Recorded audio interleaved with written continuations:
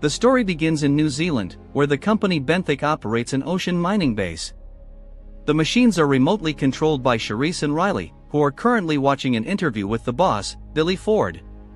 Reporter Susan questions the company's actions and asks if the results justify the damage to the region's biodiversity, where many species do not exist anywhere else. Ford defends the company and emphasizes the importance of progress, stating that mineral resources are also significant. In the control room, Charisse convinces Riley to collect a sample despite not having permission to do so. However, they barely start when something strange appears on the screen. For a moment, the ocean floor seems to be moving, and soon after, the screen goes black, and the signal is lost. Still talking to Susan, Ford proposes to show a bit of the ocean's beauty to the viewers and heads to the control room, to Charisse's despair. She explains that they are without a signal, but Ford clearly does not understand the gravity of the situation, saying that the signal does that sometimes and will come back. Forced to be more direct, Charisse interrupts her boss and warns that there's a big problem. The mining robot that stopped responding is the Deep Digger, which costs about $1 billion. Without blaming anyone for the incident, Ford recruits the 2 technicians for the robot's rescue operation. Captain Hansen is already waiting for Ford on the boat and informs him that there is one more passenger. Sarah Murray is a representative of the International Seabed Authority and her presence on this expedition is mandatory. Ford is not very happy, but is forced to accept her on board, and the two soon begin to get to know each other better. Sarah admits that this is not her dream job and says she has a degree in geomythology, an obscure field that mixes legends and science. It doesn't take long for them to arrive at their destination coordinates, and Charisse scans the area with sonar. When the images start coming in, Charisse becomes intrigued with what she sees. There is a volcano on the ocean floor, but it looks like something has recently destroyed a large part of it, and even the Deep Digger wouldn't have that much force. Riley expresses his concerns about safety when Ford decides to go down there to investigate personally. Ford says he can stay on the boat if he wants, but the young man decides to board the submersible with the rest of the team. During the descent, he is astonished by the topography around him, as everything seems to have changed radically since their last image. Only when we see the submersible from the outside does the situation become clear. This is not ocean topography, but the body of a gigantic animal. However, they still do not know this, and Ford inadvertently awakens the beast by turning on the front lights. From the passenger's perspective, what happens next looks like a tsunami. However, they soon realize they are being pulled to the surface at high speed. As the creature begins to emerge from the water, we see it is a mix of an octopus and a starfish. Its size is so colossal that Hansen's boat looks like a toy in comparison. Reaching the surface, the 4 passengers are awestruck by its proportions. Ford says it can only be one of the legendary monsters of the Pacific, known as Tsaiju. Sarah then recalls indigenous legends about a giant creature born from the fire of the sea, which could mean a volcano in the ocean. The submersible is right on top of one of the arms, and Riley is about to have a nervous breakdown, wanting to get out of there. Over the radio, Hansen asks Ford what the hell they are doing on top of the monster, and he doesn't know how to respond to that. Then one of the arms fully rises, and the captain hurriedly maneuvers in a nearly impossible way. The arm crashes into the sea, creating a 40-meter wave that only doesn't swallow the boat due to Hansen's incredible skill. Knowing that the wave isn't going to stop anytime soon, Ford informs the authorities that a tsunami will hit the shore in 1 hour. He also warns that there is a Tsaiju nearby and requests that someone contact General Horn from the Navy. Riley tries to control the panic while Ford and Sarah peek outside. It is then that military jets arrive and, to their horror, begin dropping bombs on the Tsaiju. As if that weren't bad enough, the attack also reveals that the giant star's blood is made of magma. Ford returns to the radio and asks to stop the bombing, but they soon stop responding. Realizing they will have to save themselves, the group decides to use the thrusters to get out of the area. The strategy is risky and involves traveling part of the star's arm. Fortunately, after some bumps, the submersible successfully returns to the water. However, Sarah spots a war submarine approaching, ready to launch torpedoes. Charisse does her best to get the submersible out of there as the attack begins and manages to take them to a safe distance with Ford's help. The submarine has nowhere to escape when a colossal arm rises against it. After the impact, Ford tries to check if anyone survived and if there is anything they can do to help, but Charisse says nothing is left. Then they return to the surface and calculate that the Tsaiju will reach the coast in about 6 hours. According to Sarah, the legends about this creature coincide with a period when the Pacific Islands were almost entirely devastated.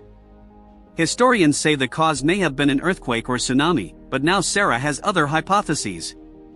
At that moment, General Horn finally begins to call them over the radio. Ford cooperates with the Navy and explains everything they know so far.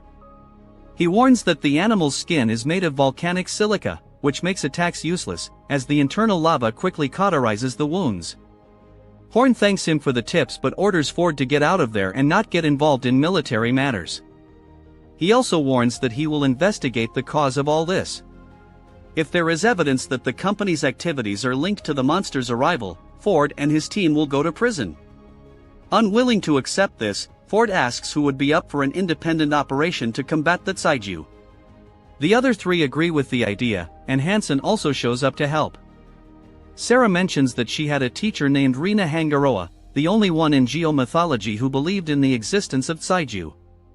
She was ousted from academic life because of her unusual beliefs, and to this day, she lives as a recluse on the South Island.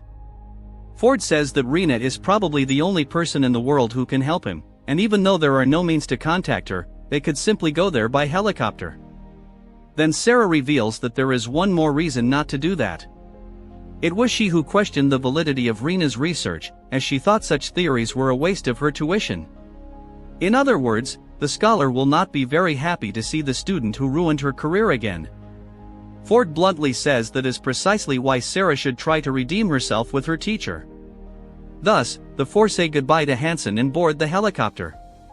Charisse notes that the creature feeds on byproducts from volcanoes and its metabolism requires immense amounts of energy. Therefore, it must be searching for a nutrient source that meets those requirements. Riley argues that the Tsaiju may have emerged for a series of other reasons, not just feeding, but Ford insists that they need to work with the little information they have. With 5 hours remaining until the Tsaiju reaches the shore, Ford's team returns to the control room, and Sarah heads to the South Island, summoning the courage to face her teacher. Rina Hangaroa is already at the door when the helicopter arrives, as her house is the only one in the most remote valley on the island and the visit can only be for her. Seeing Sarah, she warns that she will not change anyone's final grades. But when her former student explains the situation, Rina quickly changes her tone. Asking questions and drawing sketches, she manages to identify the Tsaiju as the legendary Tengu, a name that means the destroyer. It lives beneath the Earth's crust and feeds on volcanic substrate. All records of its appearances coincide with the fall of an entire civilization. Sarah says this could have occurred due to a lack of technology and, therefore, the chances now are better. Rina explains that this will not make a difference and notes that even current civilization has never been able to prevent any volcanic eruption. The only thing that can face the Tengu is another equally powerful Tsaiju, known as the Walking Mountain. Also known as the Tsaiju Slayer, this being hibernates in the depths of the earth, waiting for the Tengu's return to defeat it once again. Meanwhile, at Benthic, Charisse and Riley are using underwater drones to learn more about the anatomy of the gigantic animal that is still heading toward the coast. Ford insists on getting a closer look, trying to discover any kind of weak point, and the penultimate available drone ends up being lost. Still calculating nutritional needs, Charisse concludes that the initial estimate was far too low. If the Tsaiju is looking for food, its target must be the supervolcano Taupo in the Auckland region. Its last eruption was 70,000 years ago, and the event completely devastated New Zealand, covering the North Island in ash. Although currently inactive, this would be the kind of volcano capable of feeding that creature. Ford tries to contact General Horn again, but no one takes him seriously and they don't even transfer the call, even when he says that an eruption of that magnitude would create a nuclear winter scenario around the globe. At the same time, Rina is taking Sarah to Motu Tanoa, which means Island of Monsters. This is the location indicated in various writings as the home of the fearsome Walking Mountain. The professor explains that not every Tsaiju is an enemy of humans, but Sarah is clearly afraid of awakening a second threat.